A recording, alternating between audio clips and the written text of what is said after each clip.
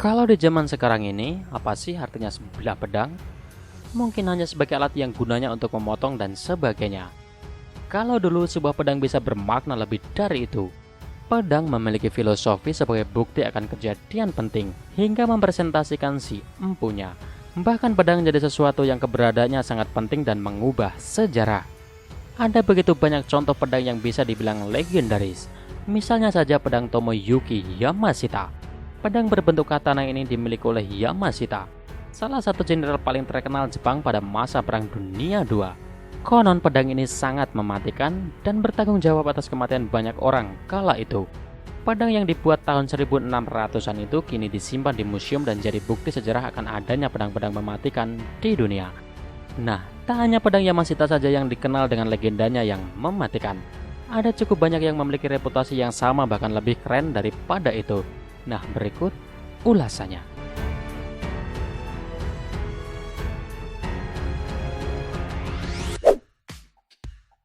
Pedang Napoleon.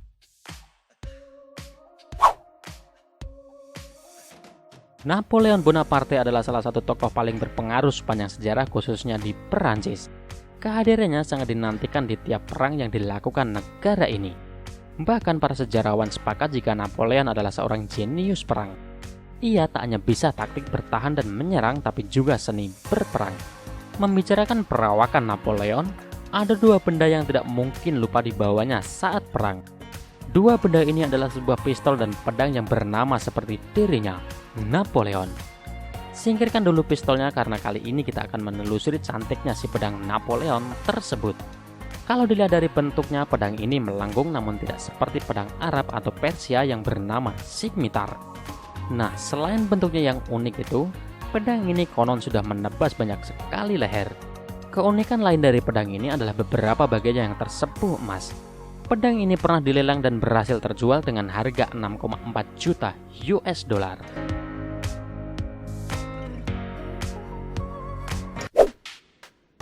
Honjo Masamune.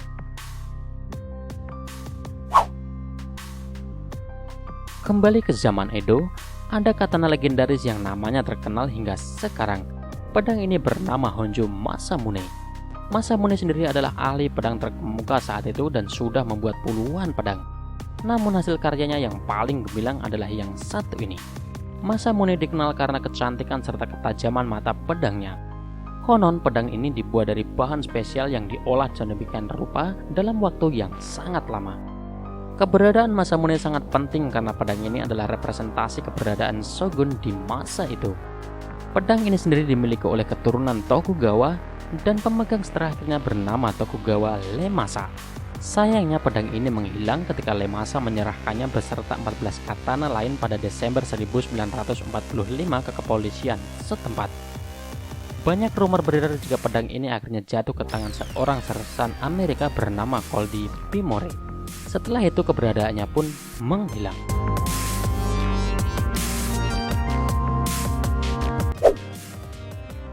Pedang bermata tujuh.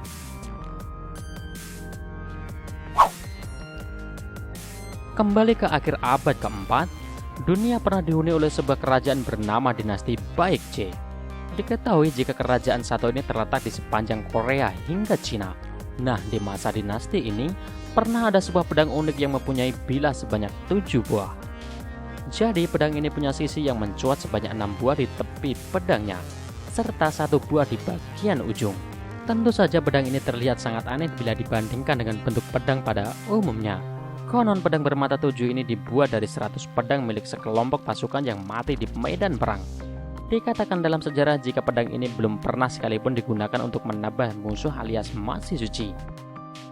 Keberadaannya sering digunakan sebagai pelengkap upacara adat. Pedang ini katanya ada di Jepang, namun tidak diperlihatkan untuk umum.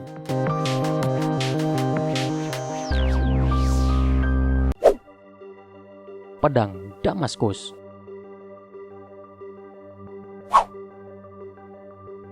Mungkin muncul sebuah pertanyaan besar yang ada di benakmu tentang daftar ini. Dari semua pedang yang ada, manakah yang dikatakan paling tajam dalam sejarah? Jawabannya adalah pedang Damaskus yang dimiliki oleh Salahuddin al-Ayyubi. Ketajaman pedang ini sudah dibuktikan dengan banyak cara. bahkan termasuk diteliti dari sisi kimia dan fisiknya. Konon katanya ketika kita menjatuhkan sutra di atasnya, kain tersebut akan terbelah. Bahkan pedang ini sudah membuat banyak bilah pedang, baju zirah, dan tameng para prajurit terbelah mudah seperti memotong kayu. Diketahui jika pedang ini dibuat dari logam Damaskus yang konon mengandung karbon nanotube. Pedang ini bisa melengkung, sangat ringan tapi tajam luar biasa. Tak cuma itu, berkat kandungan nanotube yang terdistribusi dengan baik di dalam logam Damaskus, pedang ini sangat susah untuk dipatahkan karena sifat elastisnya yang tinggi. Alhasil pedang ini jadi mimpi buruk para ksatria Eropa ketika itu.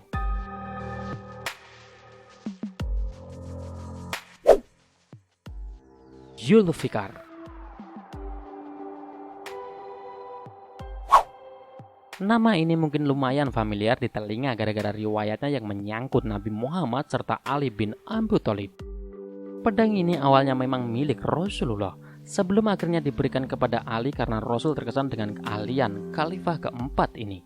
Ada di tangan Ali bin Abi Thalib, pedang ini jadi saksi banyak sekali perang dan jadi bukti kuat akan kebesaran Islam. Zulfikar sendiri berbentuk melengkung dengan bagian muka yang sangat tajam. Ciri khas pedang ini adalah tulisan kaligrafinya yang panjang di bagian bilah pedangnya. Keunikan lain dari pedang ini adalah ujung mata pedangnya yang berbelah bentuk huruf V. Sepeninggal Ali bin Abi Thalib, pedang ini kemudian diwariskan kepada putranya Husain bin Ali. Banyak yang percaya jika Al-Mahdi nantinya akan membawa pedang ini untuk membawa kembali kejayaan Islam di akhir zaman.